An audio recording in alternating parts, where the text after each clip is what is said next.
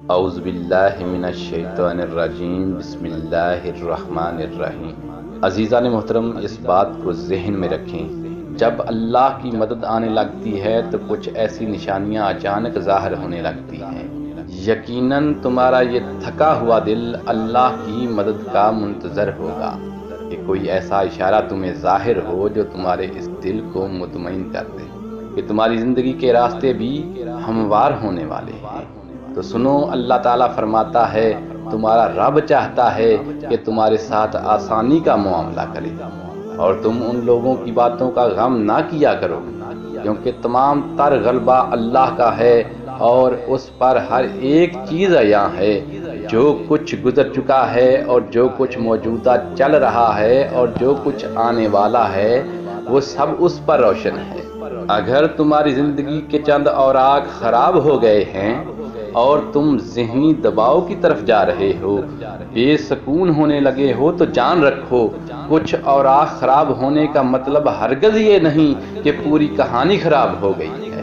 اللہ فرماتا ہے کہ تمہیں تمہارے حال پر چھوڑ نہیں دیا گیا، اور مومن کا اعتماد اسباب دنیا پر نہیں بلکہ اللہ پر ہونا چاہیے۔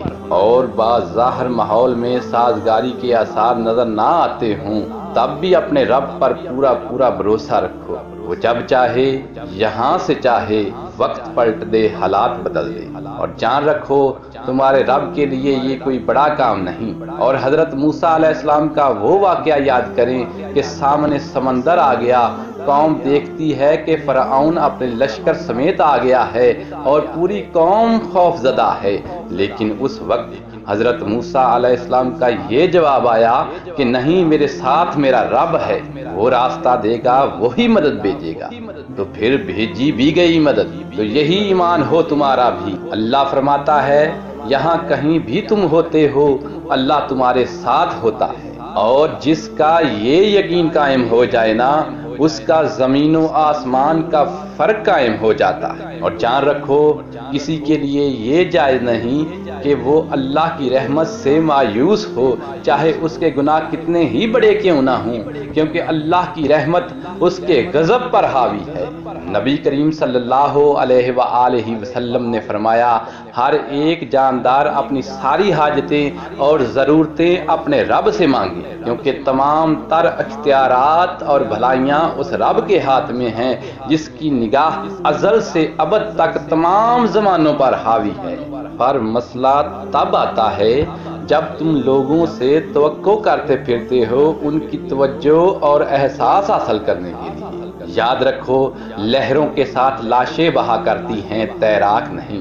میرا رب فرماتا ہے اور جن لوگوں نے اللہ کو چھوڑ کر دوسرے لوگوں کو اپنا مددگار بنا رکھا ہے اور ان سے امیدیں جوڑ رکھی ہیں، ان کی مثال اس مکڑی جیسی ہے، وہ بھی ایک گھر بناتی ہے مگر سب سے کمزور گھر اس مکڑی کا ہوتا ہے۔ کاش کہ تم جانتے کہ اللہ کی مشیت ساری مشیتوں پر غالب ہے، اور اس رب نے جو چیزیں تمہارے لیے بنائی ہیں وہ خود تمہیں تلاش کر رہی ہیں۔ یقین رکھنا وہ تمہیں مل کر رہیں گی، لیکن اصل میں تم نے اپنی زندگی کے سکون کے لیے ہر وہ چیز تلاش کر کے خریدی جس کو تم نے ضروری سمجھا، لیکن نہ تلاش کیا تو اللہ کا فضل۔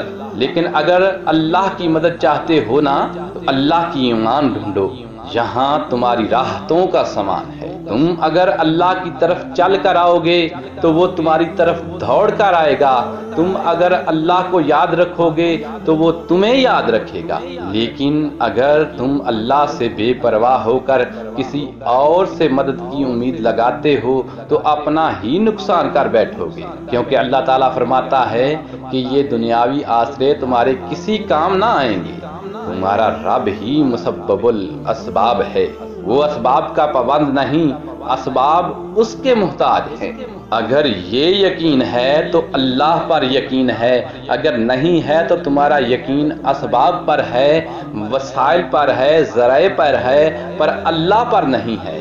پر تم جان رکھو کہ تم حقیقی طور پر اپنی زندگی میں کامیاب تبھی ہوگے جب تم اپنے دل میں ایک بڑی جگہ اللہ کو دو گے اور اس پر گہرا یقین رکھو گے۔ تو اللہ بھی تمہارے لیے بہترین وسیلے بنا کر تمہاری مدد کا انتظام کرے گا۔